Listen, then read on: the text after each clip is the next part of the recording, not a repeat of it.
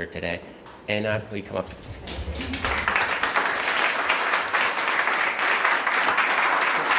We'll go there.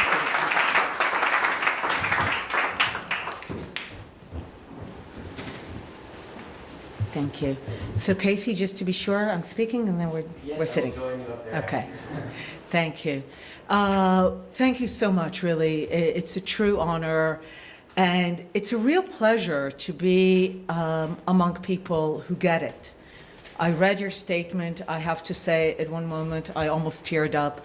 Really, that sense of being very clear on what's the right thing. It's rare these days, so it's deeply moving when one gets to experience it. What I want to share with you is my understanding of why we're at a moment of great peril. And in this, I completely agree with your understanding that October 7th is a moment that I think exposes a great danger to the Jewish people and to the world at large. And I want to explain how two prisms of analysis have led me to this conclusion. One is to look at the Palestinian ideology and its supporters for the last century. As some of you may know, I come from the Israeli peace camp, from the Israeli political left. I have supported and voted for every Israeli prime minister that wanted to make an effort to make peace with Palestinians based on the very compelling idea of land for peace.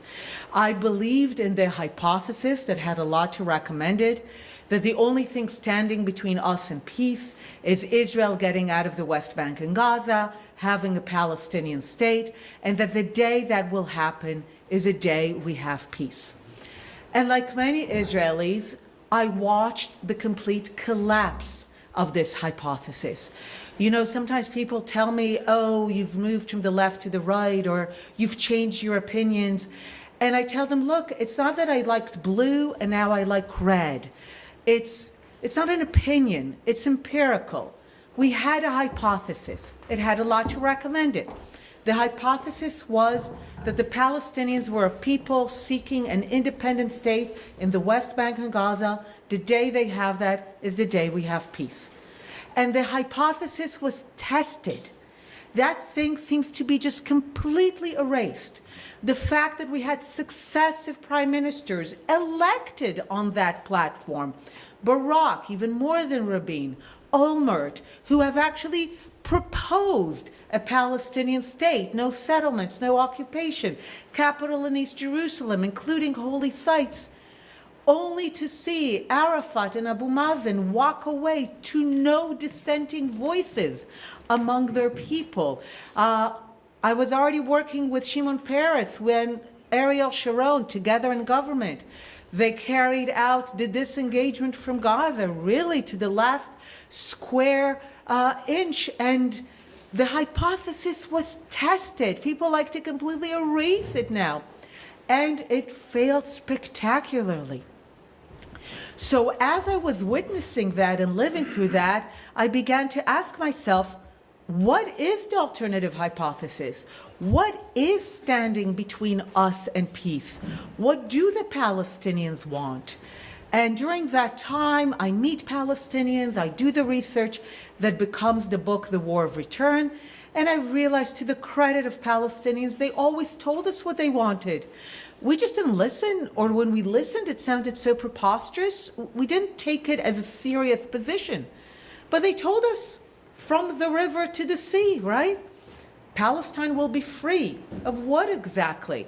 Well, you go to the original Arabic. They say it very clearly. From water to water, Palestine will be Arab. And as I'm doing the research, I come across a remarkable quote. I've been using it ever since because it's the entire conflict in one sentence with massive explanatory power. It's by Ernst Bevin, the British foreign minister after World War II. If you know anything about Ernst Bevin, a friend to the Jewish people, he was not. Certainly not to those who wanted sovereignty in the land. But he gets it. And in February 47, he goes to the British Parliament to explain why Britain failed to carry out the terms of the mandate that it received unanimously from the League of Nations to help the Jews achieve statehood and sovereignty in the land. It did not fail the Arabs that created Transjordan and Iraq, and France helped create Syria and Lebanon, but the Jews don't have a state. So he needs to explain why Britain failed. So he goes to Parliament and he says, His Majesty's government is thus faced with an irreconcilable conflict. Irreconcilable. In February 47, there's no settlements, there's no occupation, there's no blockade of Gaza, there's no Bibi, there's no Arab refugees, there's no Nakba, there's no state of Israel. All of the reasons, the causes that we are told are the causes of Palestinian violence, of the conflict, they don't exist yet. And already he calls the conflict irreconcilable. And he goes on to explain. He says in the land there are Jews and Arabs, and he says each one of these groups has one top priority. And he says the following: for the Jews, the top priority, the point of principle he calls it, is to establish a sovereign Jewish state in the land. Fine. So the Jews want to exercise the universal principle of self-determination for their people in their ancestral homeland. I was told to describe it as the traditional and unceded territory of the Jewish people from time immemorial.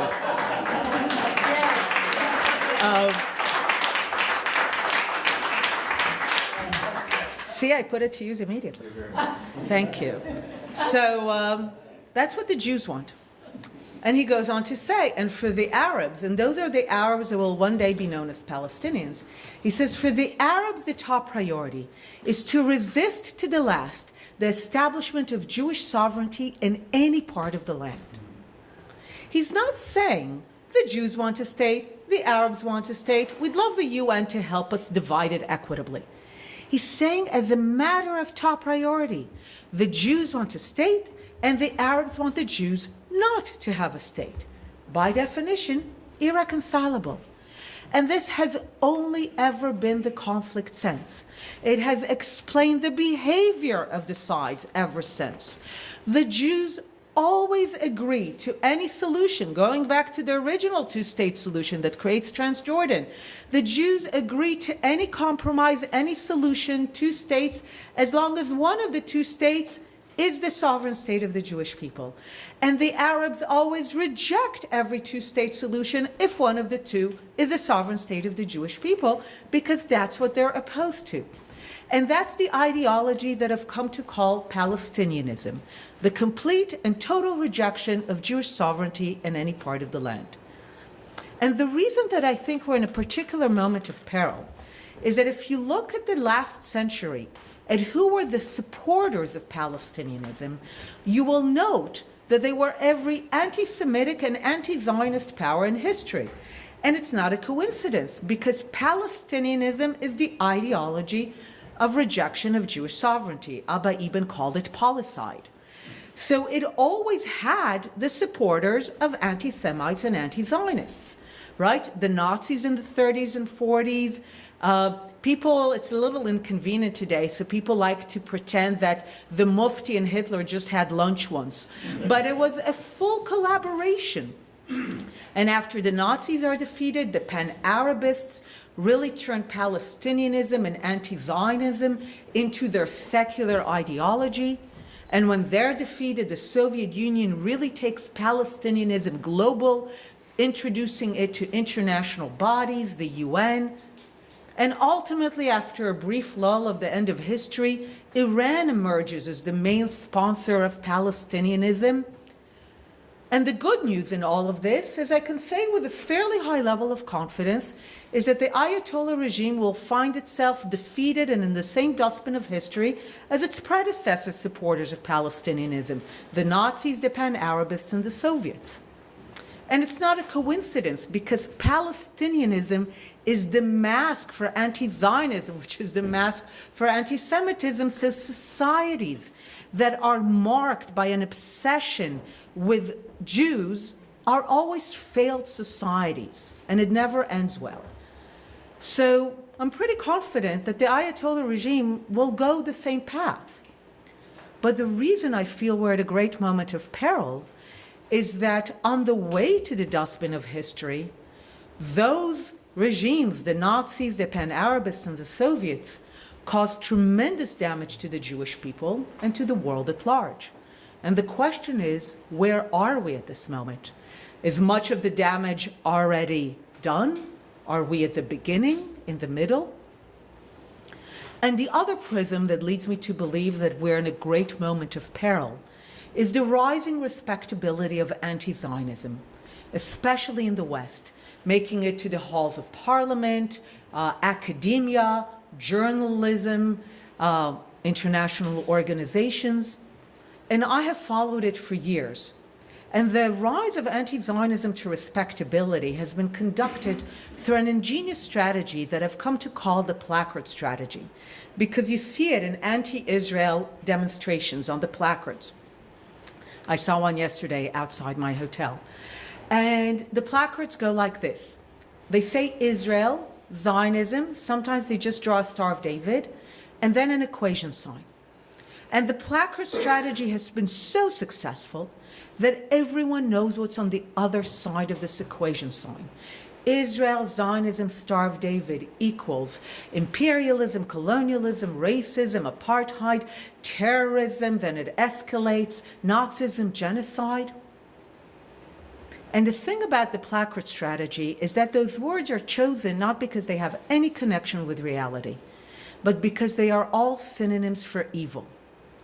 And what is implanted in people's mind with the respectability of academia and international institutions is that Israel, Zionism, Star of David equals evil. Israel, Zionism, Star of David equals evil. Well, what do you do with evil? Do you negotiate with it? Do you reach a two-state solution with it? No. Evil must be eradicated. And the reason that I feel that the placard strategy has reached a crucial point is that after October 7th, I saw a new placard. It didn't appear before because I followed the placards over the years. And this one said, "Keep the world clean." And it has a Star of David inside a trash bin. You can look it up on the internet. And I remember when I saw that, I said, bingo. This is where the placard strategy has been leading, to this idea that there is a clean world out there. It's not a coincidence that all the evil words are associated with Israel, Zionism, Star of David, and all the good words, freedom, justice, equality, rights, are associated with the negation of Zionism, Palestinianism. So what this placard posits is that there is a clean world out there, a world of utopia, of justice, equality, freedom, and rights. And the only thing that stands between us and that world of utopia is the collective Jew, which needs to be placed in the trash bin by any means necessary. I'm sure you've heard that too after October 7th. And that is the most dangerous and in many ways one of the most ancient ideas, especially when it comes to the Jews, but in general. The idea that what stands between us and utopia is ridding the world of this particular group has always been the preamble to the greatest atrocities and disasters. And when looking at those two elements, I believe this is a moment of great peril. And really, I can't tell you how moving it is to be among people who really get how serious it is and how important it is to stand up for it. So thank you.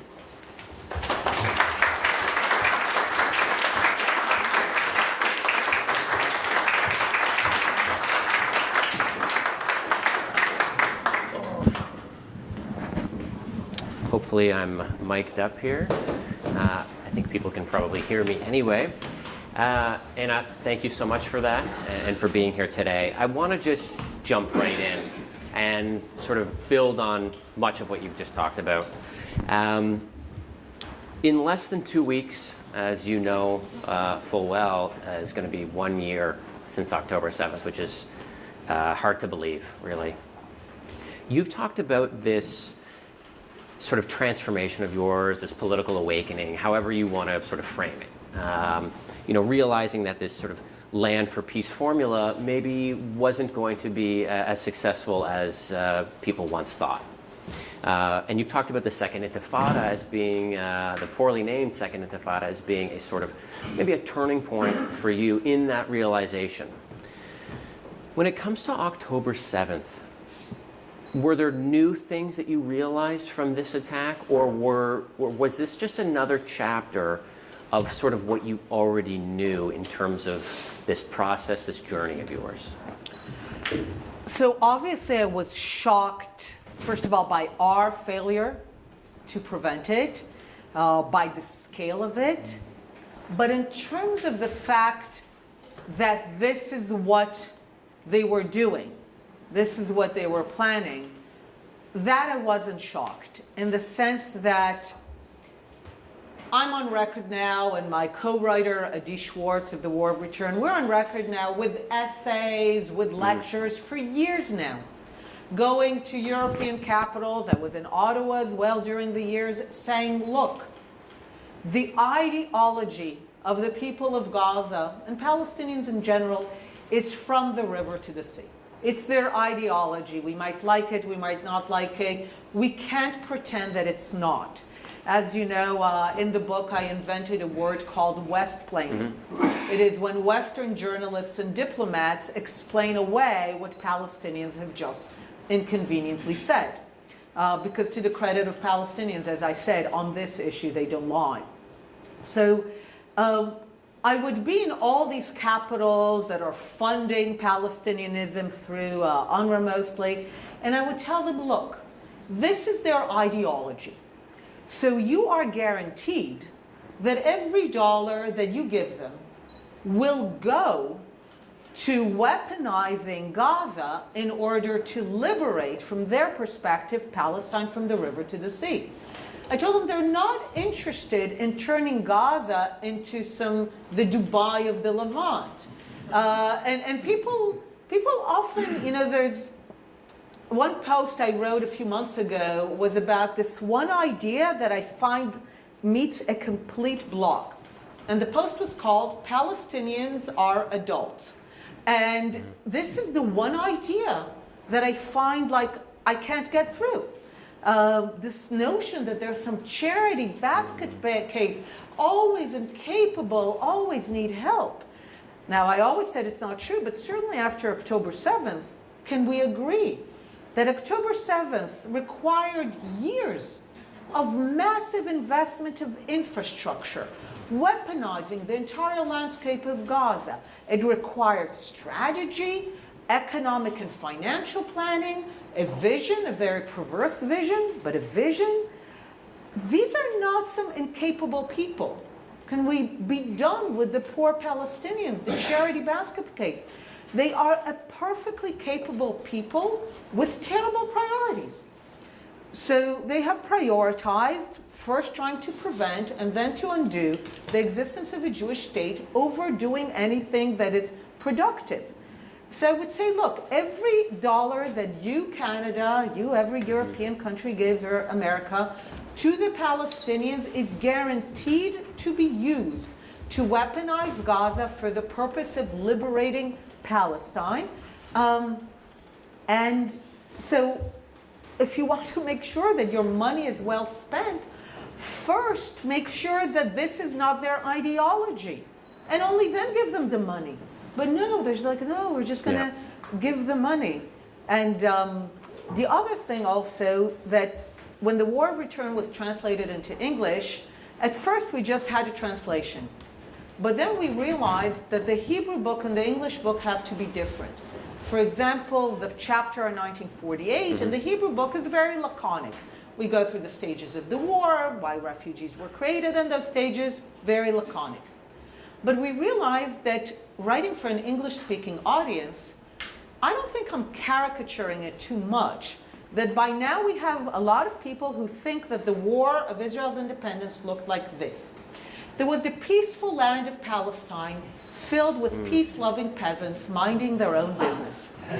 Then came the evil Zionists, who are white European settler colonialists, who already in 1948 had F-15s and tanks. And they proceeded to invade and take over the peaceful land of Palestine, ethnically cleansing its minding their own business farmers. Now, I'm kind of caricaturing it, but I genuinely think this is where a lot of people are. They think that's what happened. So Adi and I realized that we need to describe what the war in 1948 looked like, why refugees were created in that war, how brutal it was. So we decided to include a lot of graphic details, which at the time, sometimes people told me that we were crazy. And one of those details, for example, was that as they would attack convoys and burn the people and shoot on them when they were fleeing the fire and then mutilating their burnt bodies, they took pictures. And the pictures were then sold in the markets of the old city.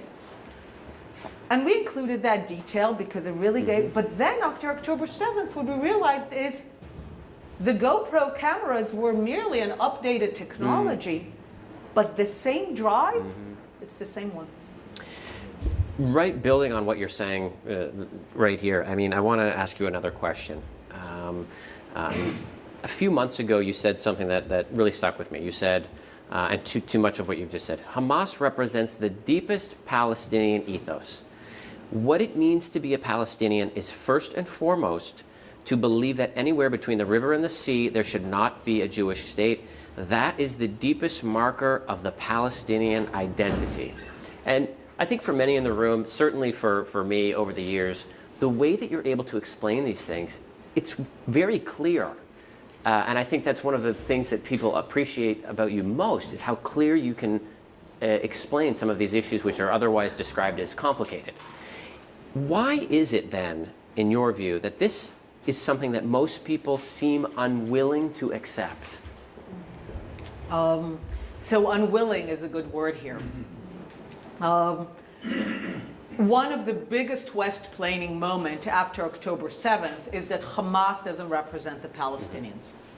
I remember when President Biden came to Israel, I'm sure you'll remember, that was a moment when we thought we'd be slaughtered from every direction. We really appreciated him coming, saying don't, bringing the aircraft carriers. And he went through talking about the atrocities committed by Hamas and the Palestinians from Gaza. And then he went on to say, but Hamas doesn't represent the Palestinians. And I remember hearing it in real time and thinking, we're going to pay dearly for that sentiment. And one of my main criticisms of the Israeli government is that they caved in and surrendered rather than stand up to that. Because as a result, it made it impossible for us to wage the war in any effective way. I compare it to America in December 1941, declaring that it has no problem with the Japanese racial supremacist imperial ideology, and it's now going to go after the kamikazes. That's it. So this was a moment that I would have wanted an Israeli prime minister to say, thank you, President Biden, for everything that you're doing for us. Unfortunately, Hamas does represent the Palestinians. We'd love to hear otherwise, but the burden of proof is on them. We'd be happy to examine if new evidence emerges, but right now, all the evidence is that October 7th led to a wave of euphoria. And Hamas did it because they knew it would be popular. They are of their people. People want to pretend that there's some alien force that landed and took over. No, they are from their people. They represent the deepest ethos. They are the most brutal and most recent executors of that ethos, but it is the Palestinian ethos. We went back to 47, 48, the perpetrators of the massacre of the Israeli athletes in the Munich Olympics. Hamas is not some new phenomenon. And I think the message should have been, the burden of proof is on them. And until we see evidence to the contrary, we are going to wage this war with the understanding that Gaza is our enemy, that Palestinianism is an enemy ideology. And And you said about people unwilling to see it, and this has been for me the greatest question, because you're right. It's actually very clear. And as I said, to the credit of Palestinians, on this issue, they never lie. They will lie on everything else, famine, Gaza open air prison, whatever, but on this, they don't lie. But, so sometimes I find myself really questioning what is going on, because it's so out there to see. And again, this is why I love the statement so much. You stated things that should be so obvious, and yet so many people are unwilling to see it. So sometimes I have to share with you, after October 7th, a more sinister thought had entered my mind, which is, could it be that people who fund UNRWA support Palestinianism? Could it be that they're not ignorant? That it's not that they don't know what they're doing? Could it be that they actually know what they're doing, and they find it very convenient to outsource their animosity, their ambivalence to the idea of Jewish sovereignty through Palestinianism? You've often said, and rightfully so, that people who want a state, again, we're talking about things that should be pretty obvious to people, people who want a state say yes.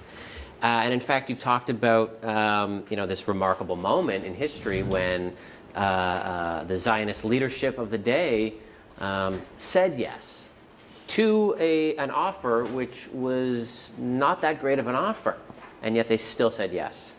And you're talking about how the Palestinians have repeatedly, time and time again, said no.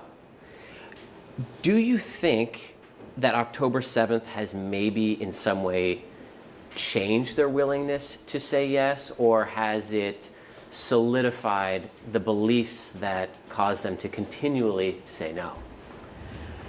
So the things that make us say yes and make the Palestinians say no are in some ways structural. In the sense, when I go with people and I go through the history and I say, look, we've always said yes. As I said, every two-state solution going back to 1920, we said yes as long as one of the two is the Jewish state. The Jews say yes to the partition proposal of the UN, even though it's half of what they were promised after they agreed to the two-state solution of Transjordan, half of what they were promised, mostly desert, without Zion, without Judea, the two cradles of Jewish civilization. And then we go and we celebrate and we dance Hora because it fulfills our top priority, which is a Jewish state. And I always say, the reason that we said yes all the time, it makes me sound as if like, oh, we're better. And I say, look, we're not nice, we're not better, these things are not relevant in international relations. We're just small. We're small people. And as long as we care about being sovereign in our ancestral homeland, given the great success of the Arab and Islamic conquests of the 7th century of the Levant and North Africa, it means that we are damned or destined, choose your word, to live as a tiny, tiny ethnic, linguistic, national, religious Jewish minority in an Arab and Islamic Middle East. So we always say yes because we're small. And the Arabs can afford to say no, and especially the Palestinians as kind of the spearhead of that, because they're more numerous. I remember when, apropos West Planning, some European diplomats told me, they're not serious. They don't really think from the river to the sea. They know that there's not going to be this refugee return. They know that. It's delusional to think that. And I was like, I'm sorry, if there's any irrational side in the conflict, it's us, not them. They open a map, they see 7 million Jews, surrounded by about half a billion Arabs, nearly 2 billion Muslims by now, that, despite some really promising developments in the Arab and Muslim world, are still by and large devoted to our non-existence. So they look at those 7 million Jews and they say to themselves, this is not going to last much longer. So as far as October 7th is concerned, what it did is made them feel that this is sooner. This is really at hand. Sinwar feels himself right now to be the new Salah ad-Din.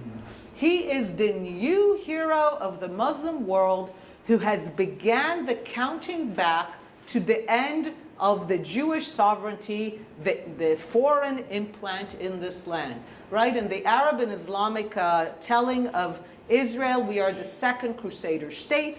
So the person who will throw out the second Crusader state will achieve immortality and honor as the second Salah ad-Din. So if anything, they feel more emboldened that it is closer than ever and that this is really at hand.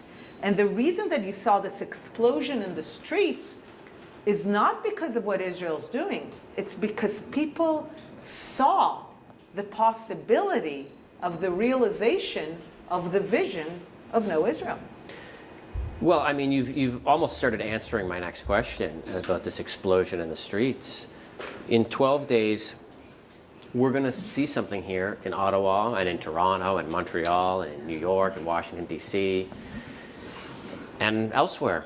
And we're going to see celebrations on our streets about October 7th.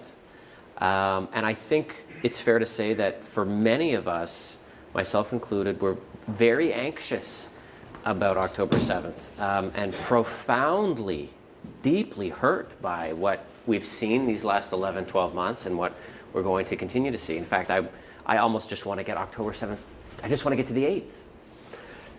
What is it that we're seeing here, though? What is this? Because even for people who've grown up here and, we're sort of used to, flare-ups here and sort of nefarious activities here when something happens in Israel. We're sort of used to this. But what we've seen the last year, we're not used to. What is this? So Monty Friedman, he's a great writer, highly recommended on all things Israel. He wrote a piece after October 7th called, he's Canadian, so sure. He wrote a piece called Hamas Did Not Miscalculate. Because initially, this was like some circles would say, oh, they miscalculated. Didn't they understand Israel would retaliate? And he was like, Hamas did not miscalculate. His argument was that they judged the global mood better than we did. That they understood the rise of anti-Zionism to respectability, understanding that they will have support. So first of all, I have to share with you, as much as we talk about all these explosions on the street, yesterday was the first time that I experienced it, right, because I live in Israel. So it was, I'm staying at the Lord Elgin, and it passed in front of the hotel, and I was just there, so I came out to see it. And even though it's officially a peaceful demonstration, I can tell you it was scary, it felt intimidating, and it had really bad vibes. Like there was this pregnant sense of violence. And where it comes from is really not a concern for something that's happening. This is why you see it shifting. Now Israel is operating in Lebanon, and suddenly now that's the issue. But the issue is really to try to close in on Israel, prevent it from defending itself, prevent it from taking effective action, because they are, as Mati wrote about Hamas, the global mood has reached this full bloom of keep the world clean. And people feel that they can reach their objective now. And the growing respectability of anti-Zionism allows people to feel good about themselves as they're engaging in those activities. When everything started on campuses and people said, those are like young people, they don't know what they're talking about, they're ignorant and all that. And I remember saying some of them were Jewish, and I remember thinking, you know what, I actually don't care. I don't care what they think they know. I don't care what they believe. I don't care that they believe that they're doing good. Of course, that's what they believe. That's what everyone believes. They're participating in something that is more dangerous, more sinister than they know. For many years before October 7th, I participated in these high-profile debates as to whether anti-Zionism is anti-Semitism.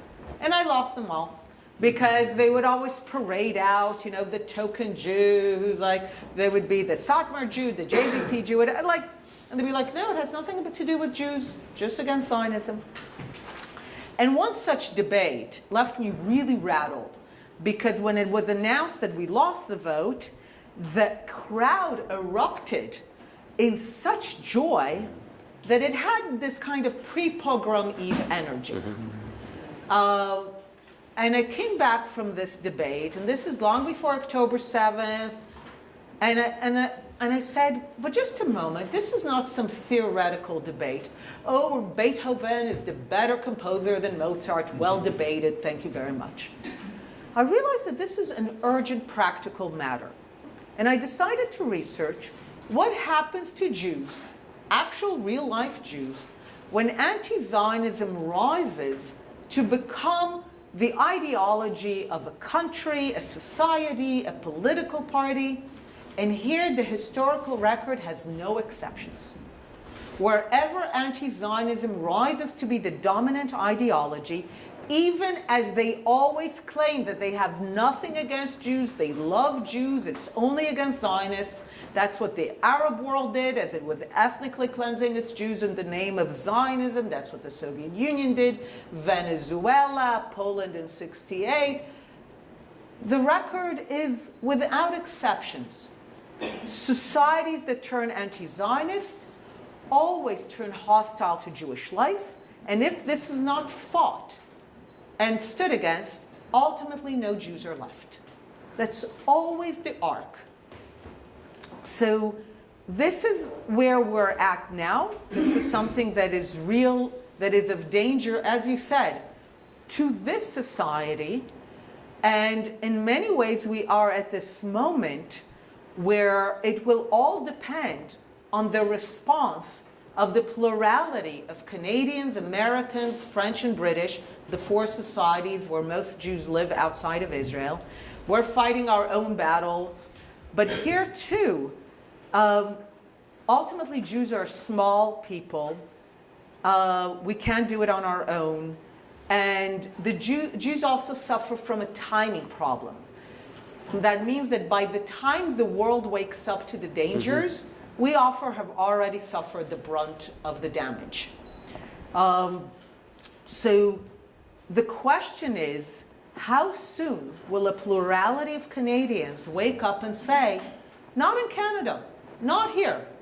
We're not going to allow this to be here, because every society that allowed anti-Zionism to dominate the ideology ultimately had no Jews left. And that's not the kind of Canada that we want to be. Hear, hear.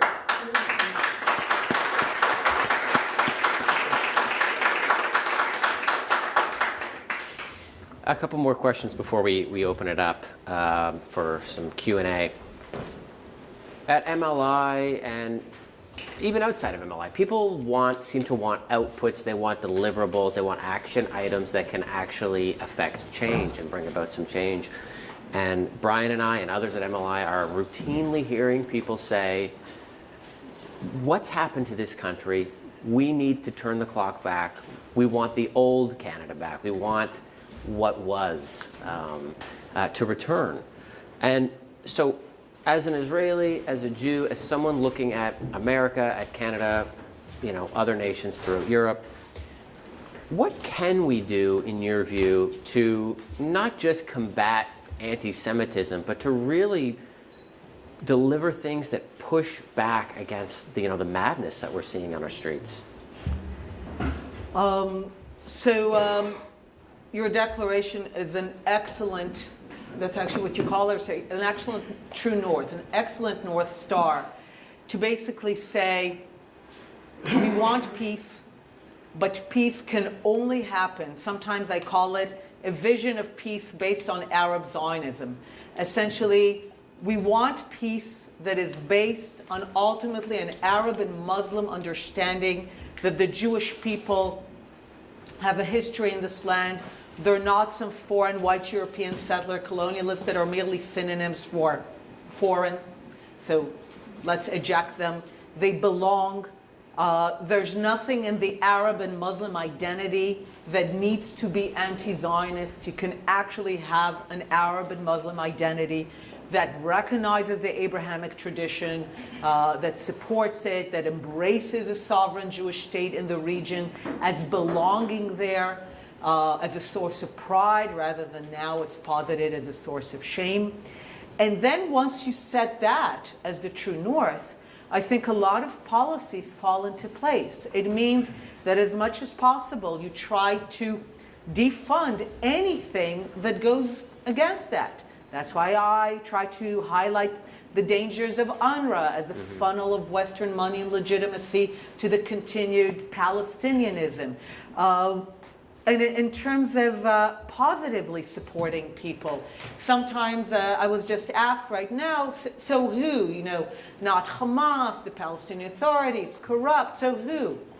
And my answer is not who, what?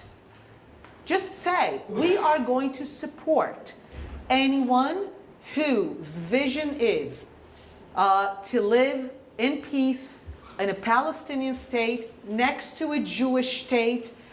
We want to support any Palestinian and Arab voice that says we want to end our century-long war against Zionism.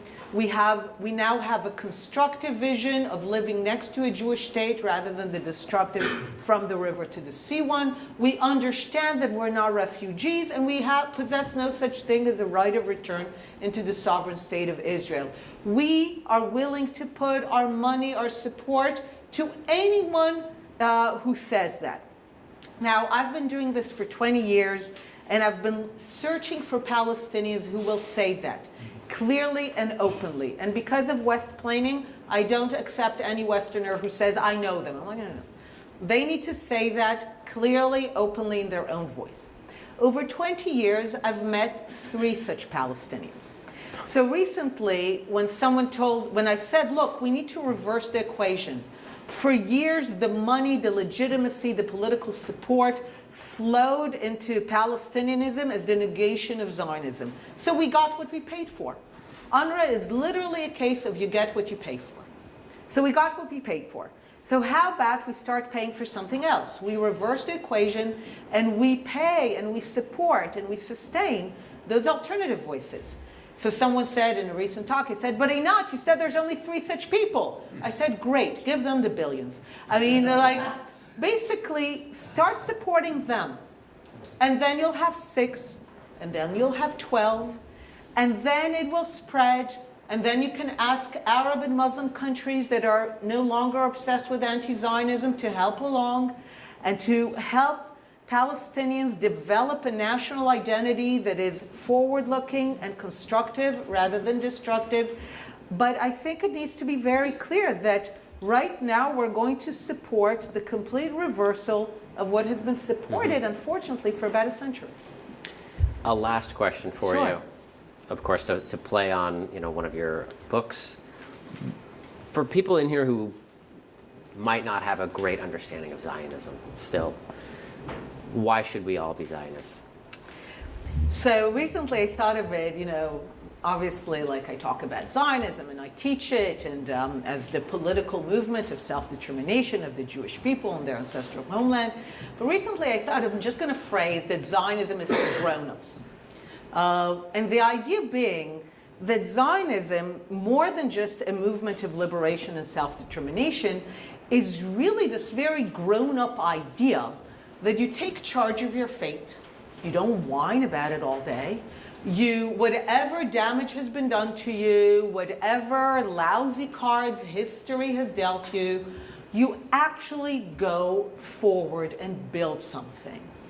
And it's such a powerful idea. And I don't think, by the way, it's a coincidence that Palestinianism is making its way at a moment when so many are adopting and infantilizing kind of moment. You know, we are all perpetual victims with no capability of ever changing the course of history, of our fate, and we just wallow in these victimhood and microaggressions. And like, I don't think it's a coincidence that this is the moment when Palestinianism is growing, when so many in the West are losing their sense of identity, their sense of confidence, that sense of like sunny possibility that seemed to be once very characteristic. Now it's all like this pessimistic structural victimhood.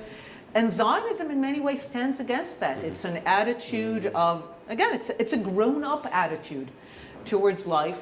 And I don't think it's a coincidence that, again, the Arab countries that are letting go of anti-Zionism are the more successful ones, are the ones that are basically saying, oil is not going to be here forever, we need to have a positive vision, we need to start to change our societies.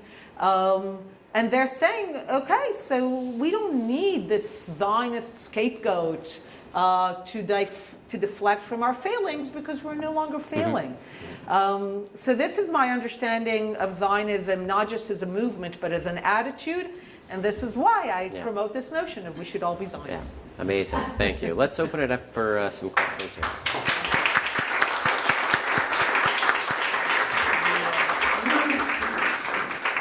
Barbara? I think we have a mic here if you'd like it, Barbara. Thank you. I have a question, and I think it's a little, can you hear me? Is a little complex, and I'm trying very hard to simplify it because I don't want to take up a lot of time with it. I was very impressed last year with the fact that I didn't think got adequate kind of distribution.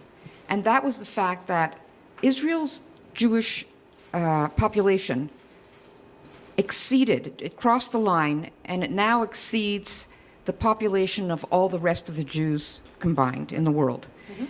And that's the first time that has happened since 586 BC. I think that's something to celebrate.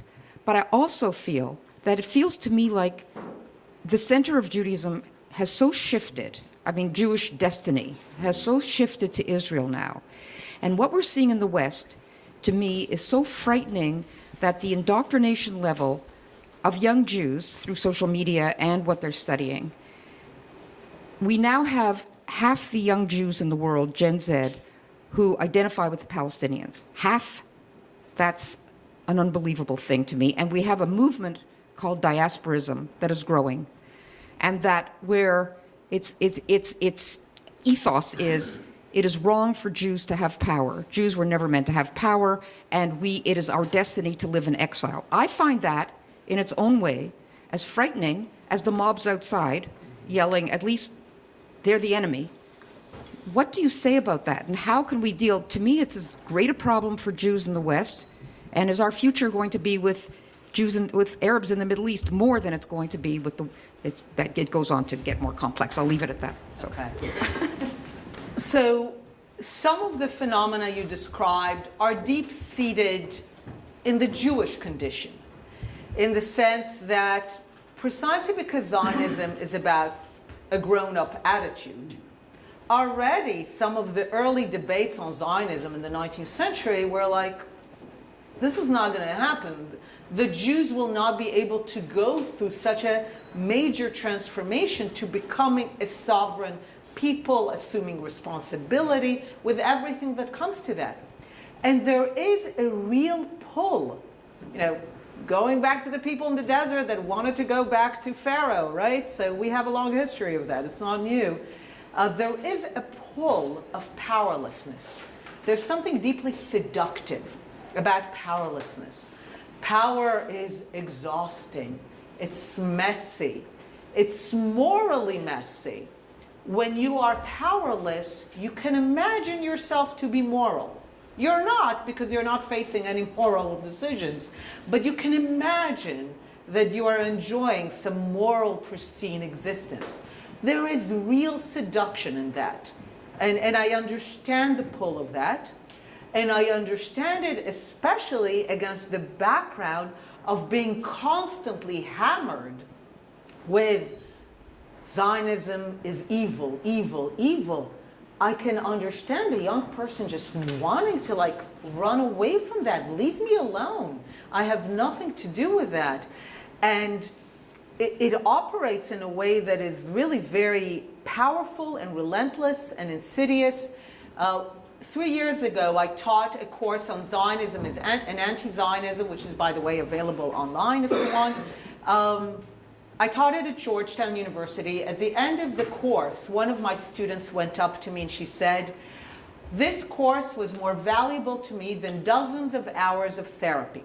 And I remember beginning to engage in conversations with her to understand, first of all, why did she feel the need for therapy and why did the course provide it? And it became clear in the discussions with her that anti-Zionism operates as a kind of bullying dynamic.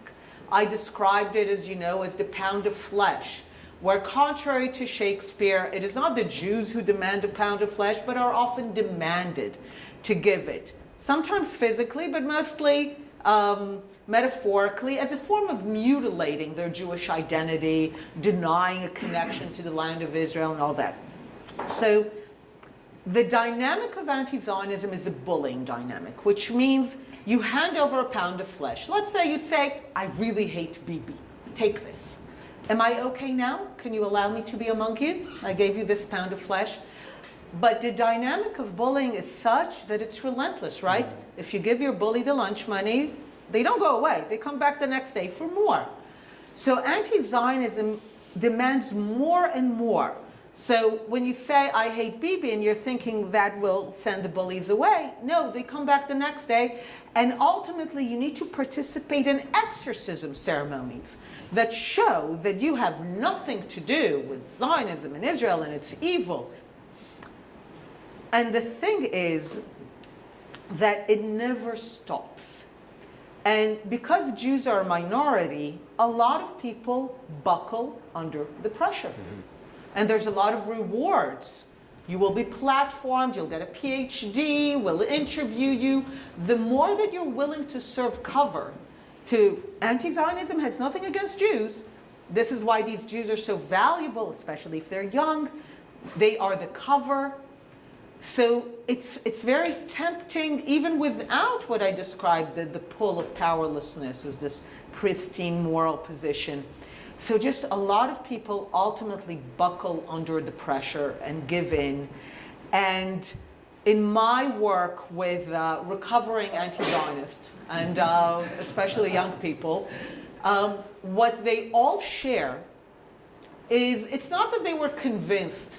You know, sometimes parents tell me, "What are we going to do with our children?" They spent $100,000 a year to send their children to university. They're getting back fifth columns. And they're like, "What are we going to do?" And I told them, wait. Because the other side, because it's a relentless bullying dynamic that ultimately doesn't want anything negotiable. It's not really about Bibi. It's not really about Israel. They're not looking for different policies. They want you to not be Jewish. It's a very ancient, almost, impulse. So they can't help themselves. And ultimately, a lot of these young people, what they find is there's a moment, they each experience the moment in different ways, where they understand this is never going to end. You're going to keep coming and asking for more, so I'm done. And that's the moment, by the way, that I tell the parents, at this moment, open your arms. This is when you can send them all the books and essays and articles that you've been amassing. This is when they're willing to listen. But this is what's happening, and you're right. It's bringing together a lot of phenomena, and it is part of why this moment is so dangerous. Let's open it up here. I see Kevin. Did you have a question? Yeah, sure. My name's Kevin Bong. I'm a Toronto Member of Parliament, and I'll start off by apologizing for the tremendous failure of leadership both in Toronto and Canada. I wanted to circle back to Gaza, and specifically what does the day after look like? Given that the education, children are taught to hate. They're not born hateful. And even if they were to adopt whether it's the reformed education curriculum in Jerusalem or any of the signatories of the Abraham Accords, that's going to take time. So what does the intermittent period look like, and what can countries like Canada and others help to advance that cause?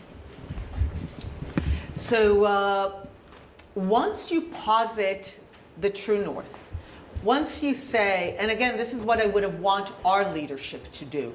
I think our leadership should have said on October 8th, this ends here. This war ends when Palestinianism as an ideology is gone. It's not about, degrading Hamas. So I think that's a failure on our behalf to be very clear that the goals cannot be just degrading Hamas. The ideology has to go. So I think the key path to doing it, you can even do it physically, is almost divide Gaza into two regions. I call one the region of war chaos and one the region of peace and reconstruction. And basically make it clear. We, in this region, define an area of Gaza and say, anyone who wants to forgo the destructive ideology that has brought you this chaos and war is welcome to come here. The money will only flow to this place. This is where we will put our money, our support to people who are, even kind of as a way of saying, they are taken off the registers of honor as refugees. They make it clear that they want to build a future in Gaza rather than from the river to the sea. They're letting go of that ideology and they want to build a new future. Then in that, the support flows only to that region, only to those people. I think it's even important to really physically make it clear. We're no longer supporting this, but we are supporting a different path. We are supporting a different future. You can think of other ways to do it, but for me, anything that makes it clear that this ideology is gone and we're done supporting it, but we are actually we're not neglecting you, we're not throwing you, we want to help you, but this is what it looks like. And if you can go through this transformation, and someone, a psychologist, told me that it's actually very important to give people a choice. It's important, even under dire conditions, it's important to tell people, you want to keep fighting, you think one day the Second Crusader state is going to go away, you want to devote your life to it, by all means, we're just not funding that. And give them a choice. There is an alternative future for you. That's what it looks like. We're going to support it. If you want, then come here. So I think any way that you can think that creates those options, I think is the way that you can start building a new future. Brian, do we have a question down front? Yeah.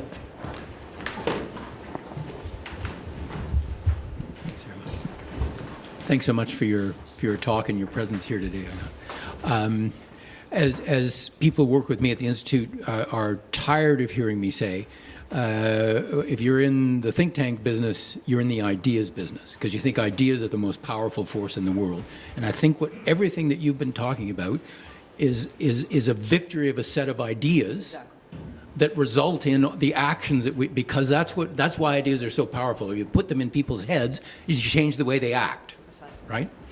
So the challenge before us is, how do we put a different set of ideas in people's heads? Mm-hmm. And so, you're not Canadian, but we're here in Canada. I run a Canadian think tank. I want to change the ideas in people's heads about this conflict, about Zionism, about the place of Jews in Canadian society, and all the other things that we've talked about.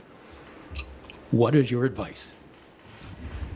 So, I could gloss that, but really that's the question. Yeah, no. If I want to carry out this battle of ideas here, now, what do I do?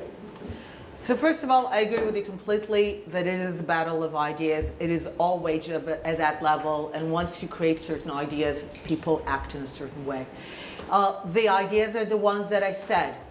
There's no history of a country that made anti-Zionism a dominant ideology and where Jews prospered and when the country came out better on the other side of it. There's just no such case. So is this the path that Canada wants to follow? And for me, that's just the simplest idea. You can then break it into this is what the conflict is about. Jews want a state, Arabs don't want a state. We want to support Arabs who understand that the Jews have a history in the region. But I think from the Canadian perspective, for me, it's just to emphasize that if this is allowed to continue unabated, unrestrained, unfought against, it doesn't end well. I'm concerned immediately with the fate of the Jews. It doesn't end well for the Jews, and it doesn't end well for the society engaging in that ideology. You can like it, you cannot like it, but that's how it ends. There's no exceptions, and it's actually not about Israel. I recently spoke to a delegation of members of Congress who came to Israel, and I told them, you think you defeated the Soviet Union, but it just might defeat you.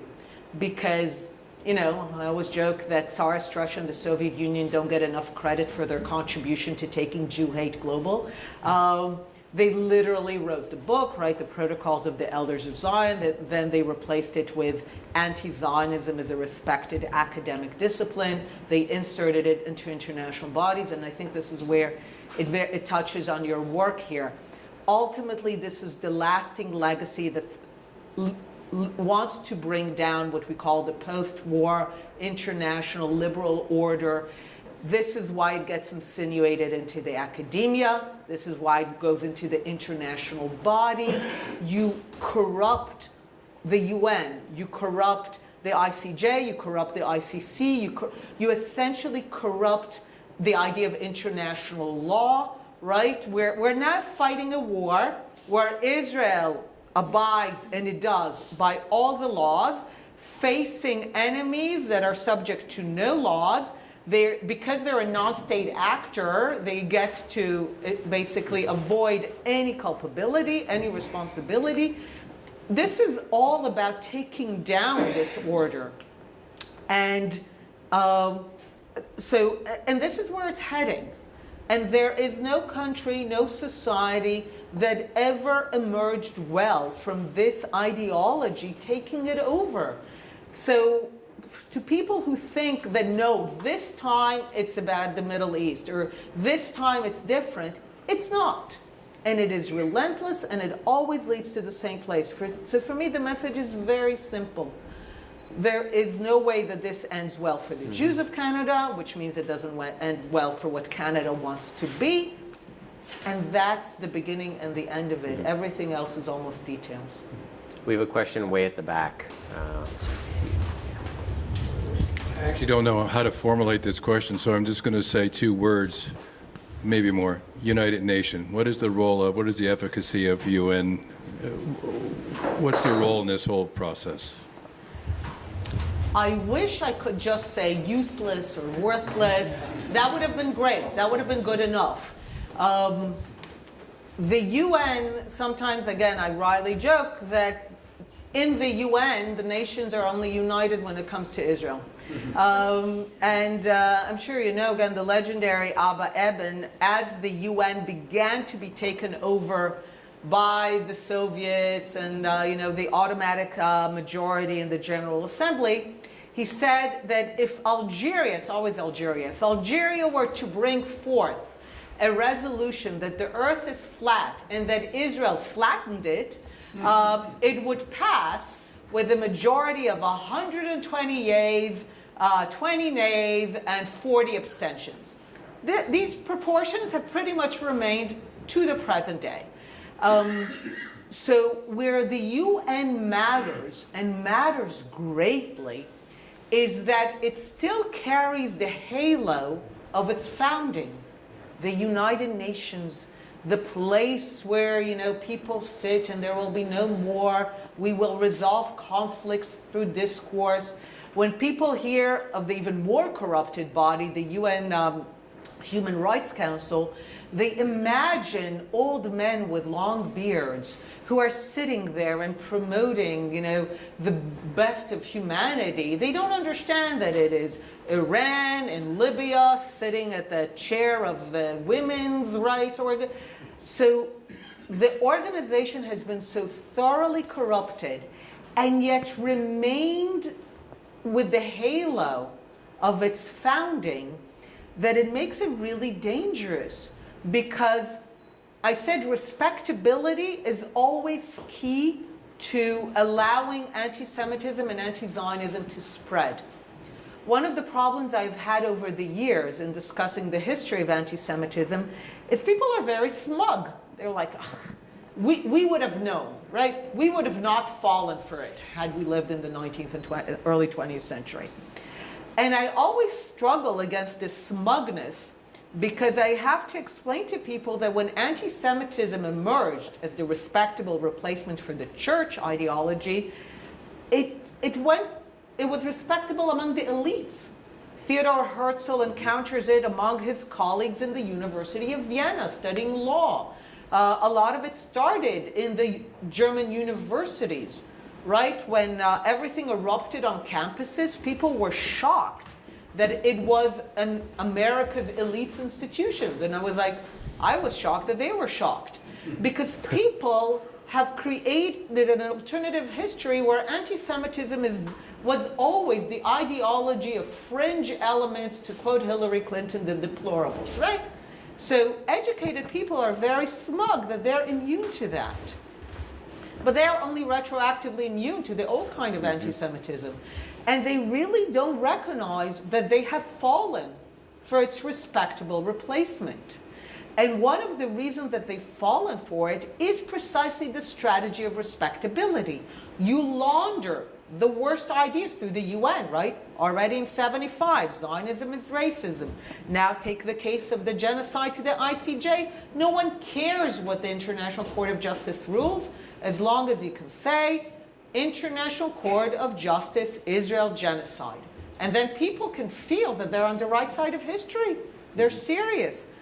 Academic respectability. There are courses on Zionism is colonialism. You can get a PhD in Zionism is racism. So this respectability allows it to spread. And that's how it works. And the UN is a key institution in granting respectability to the worst ideas. Mm-hmm. We have a gentleman here who has been very patient with the dog tags on. Thanks. David Reutenberg. I want to come back again to Brian's question. You've said that there are no cases where anti-Zionism becomes prevalent where things don't go badly for both the society and for the Jews. So I guess I want to back up a step and say, are there any cases where that kind of campaign was tried and failed? Are there examples that we can look to in order to try and deter or prevent, interrupt what's happening?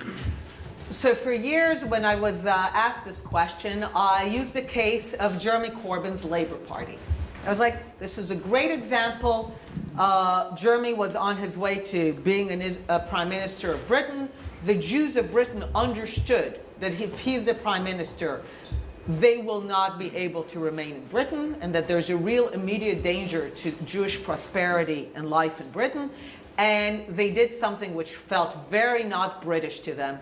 I don't know how much you know, but British Jews have always prided themselves that they're not like these garish American Jews, right? With their 8-pack and all that. They're like more quiet, and they did something that was very not British, and they were vocal, and they were out there. There were a lot of people who nobody knew were Jews, you know, historians, writers, actors, who came out and were vocal. And Jeremy Corbyn's Labour Party had the most resounding defeat, I think, of Labour in like 90 years. So I used this example for a while. And then someone in Britain said, Einat, I'm not sure you can pocket this win just yet. So at this point, what I have is a kind of open-ended situation. Britain is part of it. The 4 arenas, other than, of course, Israel and the Middle East, which is of its own type, but the 4 arenas are France, Britain, Canada, and the US. That's where most Jews live, of course. Anti-Zionism in general is an attack on where Jews live. You know, it's not where you don't have Jews. All of these countries have at least a good history of standing up for Jews, for Zionism, right? The Dreyfus affair split France in part. A lot of people forget the good side of France. The J'accuse, the one that stood up for the Jews, for Dreyfus. Britain has a long history of a strain of Philo-Semitism, of standing up, supporting Zionism, Canada with its French and British traditions, and of course the US. So for me, the question is really, how soon and how quickly will a plurality of non-Jewish Canadians, French, British, Americans rise up to say, not here? I agree with you. It's still an open-ended question, but there are at least fundamentals that can lead to hope. Aaron, I see your hand in the back there. Thank you. Thank you. It's a bit of a follow-up to the last question. You know, you've referenced again the regimes that have fallen by the wayside because of their blinded hate of Jews. So with this war now being a year, with what's going on in Lebanon and the escalation there, are we in a position where we're going to suffer this attack until there's a change in the policy of the West towards Iran, and maybe even a stronger, forceful deterrence into that country to change the outcome of this once and for all? Yep. So it's part of it. I've been working on a post, haven't published it, that said that we're Jews, we're Czechoslovakia, and we're Britain. And that we're Jews in the sense that the ideology that surrounds us, again, wants nothing less than all of it, like of our non-existence. We're Czechoslovakia, and that goes to what you say, because the mood right now in the West is one that has replaced the word appeasement with de-escalation. A lot of people don't know that appeasement in its time was a really positive word. When British politicians proposed appeasement in the 30s, their voters were happy. That's what they wanted, because when they heard appeasement, they heard peace. They heard there's not going to be another great war. So they wanted it. And obviously, both the word and the policy got discredited. And now it goes by the name de-escalation, and it has the exact same effect. Who can be against de-escalation? De-escalation is great. What, you don't want to de-escalate? So de-escalation now has the same positive connotations. And again, and it feels like Czechoslovakia sometimes in Israel, that when Iran was attacking us directly in April, and there was a coalition that helped Israel absorb the attack, what did America say to Israel? Take the win. And I remember thinking, that's not a win. I know it's been a while since you won a war, but that's not what a win looks like. But this notion of absorb, de-escalate, take the win. Now again, America can afford to do that, right? America could afford to live through years of appeasement and come out triumphant on the other side. I always say I will never bet against America. It sits on the wealthiest piece of territory in the world. It has you as its very nice northern neighbor. It's separated from the world by 2 oceans. America has room to maneuver that no one has, right? They can lose Vietnam and win the Cold War. They can get into Afghanistan, out of Afghanistan. They will pay. There's essentially no consequences for the mainland for this. Israel doesn't have that room to maneuver. We're Czechoslovakia.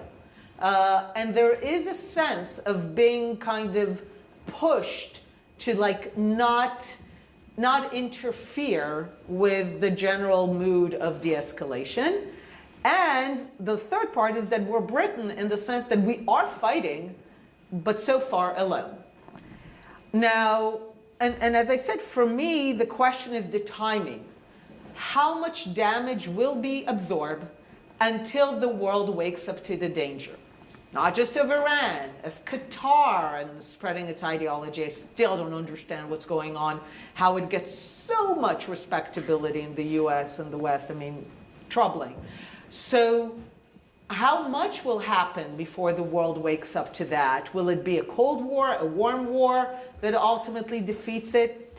But the reason that I don't focus only on Iran and on a century of supporters of Palestinianism is that if we do not want, let's say there is a defeat of Iran, the Ayatollah regime goes, if we don't want another terrible ideology and power to step into Iran's kind of shoes, then we need to end Palestinianism as the ideology that always funnels anti-Zionist and anti-Semitic global support.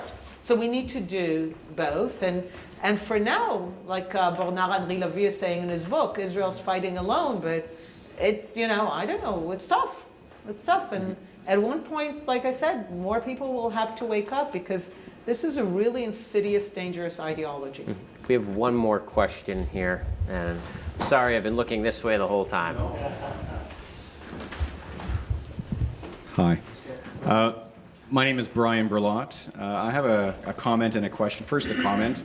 You're very eloquent, obviously intelligent, great public speaker, and inspiring hope. So thank you for that. Thank you. Yeah. Thank you. That's kind. What I Yeah, I was waiting. I was waiting for it. always say and, never say but. My question, as a former intelligence officer, if you look at I'd like to get your perspective, perhaps tactical, operational, or strategic level, the Hamas massacres of October 7th. Have they achieved their objectives? And if so, what were they? Or have they also, maybe some of those objectives backfired? That's my question. They have not, unfortunately, backfired yet. I'm going to Mati Friedman's point about they did not miscalculate. Hamas objectives on October 7th was to begin to run the clock to the end of a sovereign Jewish state. And they were prepared very wisely to that point. Sinwar was in Israeli prisons where he took 15 courses in Open University. He took courses about Jewish history. He took courses about the history of Zionism, the history of Israel, Israeli politics. He could have taken those courses and emerged from them saying, the Jewish people have a history in this region. I'm going to lead my people to a historic reconciliation that recognizes that the Jews are not foreign there. He could have been inspired by learning the history of Zionism to say, I will go back to Gaza and focus on building it as an example of what Palestinians can do when they focus on building rather than destroying the Jewish state. That's not what he did with his carefully acquired knowledge. He planned for years, as I said, carefully, methodically, an attack that will go to the core of Zionism and rattling it. Because Mika Goodman, another great writer, he said that October 7th was a near-death experience for the state of Israel. That for a day, Israelis, especially those living in the south, but all of us, were like, where's the state? Where's the army? For many years, as Jews were like bickering with each other, there was this phrase that at the end of the day, Israel is nothing more than a shtetl with an army. And I remember thinking, that's not bad, a shtetl with an army. The people in the shtetl would have loved to have an army. And that was one day where we were back in the shtetl. The atrocities were carefully planned to really go to that kind of pogrom type of, the idea of the Jewish body as being defenseless, as being at the mercy. The book is called The War of Return, and sometimes people thought that was a bit of a harsh title. But if you look at the texts of Palestinians in the 50s and 60s, people mistakenly think that Palestinian return is this innocent idea, just, some longing for a great-grandmother's home. You look at the texts, Palestinian return was always imagined as this violent triumph over the Jewish body. We will tear their hearts out of their bodies, their fingernails.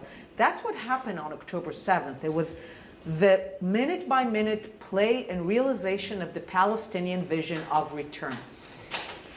And as far as they're concerned, they are far from being defeated in that. In fact, the way that I know that is tragically and heart-wrenchingly through the hostages.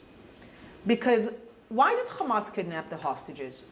This was not a classic Palestinian, okay, we want ex-murderers from your jails. They took the hostages, they kidnapped people from their beds on a Shabbat morning as insurance that they will pay no price for October 7th. That the message will be, we did all that, and we are going to remain standing to keep going.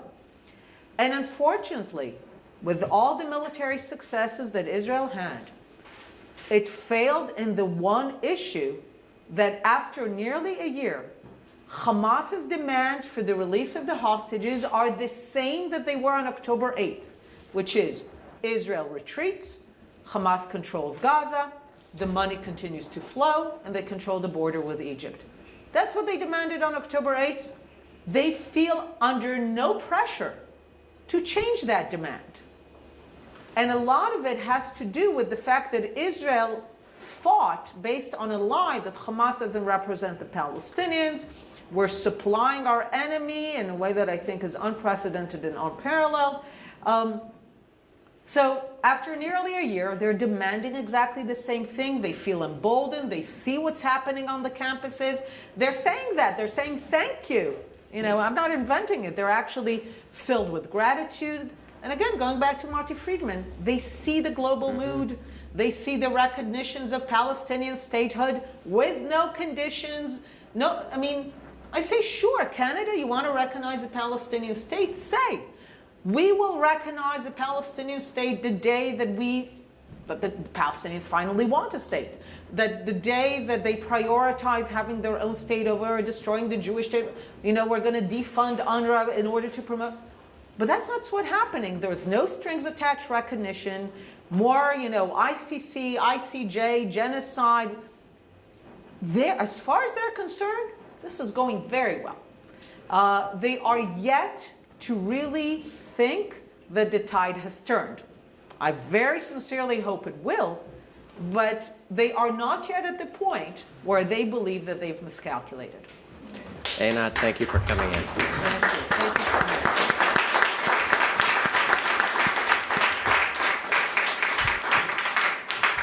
Well, ladies and gentlemen, I'm sure that you agree with me that we have attended today a master class not only in history and psychology and anthropology and military strategy and a whole series of other areas of high expertise. But we've also been present at a clarion call to action for Canadians. The thing that I take away first from Dr. Wilf's presentation to us is that outside Israel, there are 4 societies where the fate of Jews matter more than anywhere else in the world. And Canada is one of those 4. And that we have been, I think, far too passive in the face of the attacks, not just on Israel, as you know, that just goes without saying, but passive in the face of the bullying, to use Dr. Wilf's term, that we have seen directed at the Jewish community in Canada. They're barricading in neighborhoods, the vandalizing of stores because they happen to be owned by Jews, the campaigns of boycotting of Jewish-owned restaurants, the attacks on Jewish schools and synagogues. Something terrible is happening in our country, ladies and gentlemen.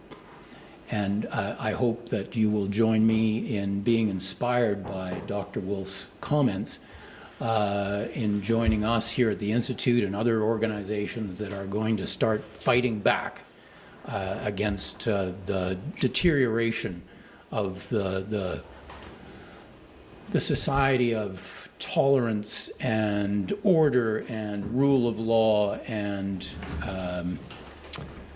enjoyment of freedom, which has been the Canada that all of us have loved for so many years, and which is so endangered by the things that we have been talking about today. Please join me in thanking Dr. Wilf and Casey for a fabulous conversation.